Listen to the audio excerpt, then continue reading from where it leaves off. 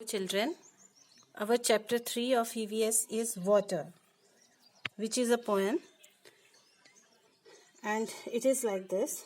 I'll wash my face with water, said Munna to his Nani.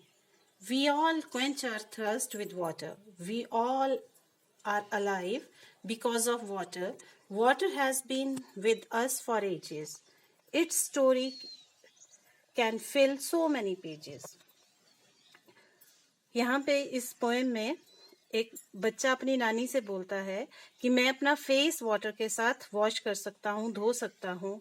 हम सब अपनी प्यास पानी से ही बुझाते हैं और पानी के कारण ही हम सब जिंदा हैं और पानी हमारे साथ सदियों से रहा है। इसके बिना हम नहीं रह सकते और इसकी कहानी लिखने के लिए हमें बहुत सारे पेजेस यूज हो जाएंगे।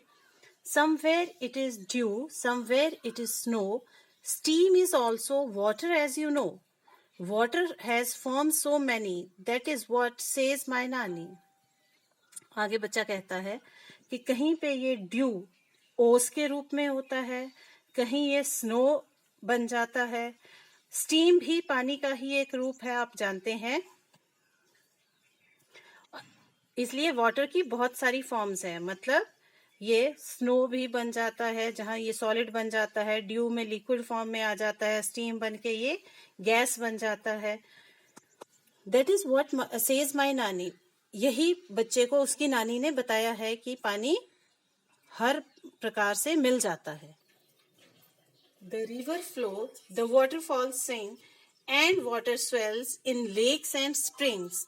Life on earth it has brought, watered fields and life they got. But when the water breaks in floods, great misfortune it always works. नदियां बहती हैं, वाटरफॉल्स झरने वो गुनगुनाते हुए बहते हैं और लेक्स और स्प्रिंग्स में भी पानी होता है। लाइफ, जो अर्थ पे लाइफ पॉसिबल है वो पानी के कारण ही। अगर यहाँ पानी नहीं होता तो लाइफ नहीं होती। फील्ड्स को जब तक पानी नहीं मिलेगा तब तक वहां पे कुछ भी नहीं होगा। और जब वाटर ब्रेक होता है फ्लड के रूप में, मतलब जब फ्लड्स आते हैं तो फ्लड्स की वजह से बहुत ही नुकसान होता है। तो हर चीज हमारे लिए जरूरी है, पर एक क्वांटिटी में। इसी तरह से पानी भी हमारे लिए बहुत जरूरी है, लेकिन जब पानी एक्सेस में आ जाता है तो वो क्या करता है, हमारा नुकसान ही करता है।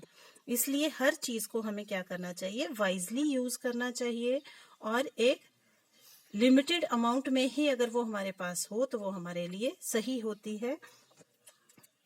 इस चैप्टर में बच्चों इतना ही है। इसके बाद इसका एक्सरसाइज पोर्शन है। ये चैप्टर हमें एक चीज बताता है कि हमें वाटर की इम्पोर्टेंस को समझना है और उसको सोच समझ के ही यूज करना है। उसका मिस यूज नहीं करना, उसको वेस्ट नहीं करना है, because it is very necessary for our life. This poem has been written by Shri Prasad. So that's all about the explanation of this poem. Now next we will take the exercise portion of this.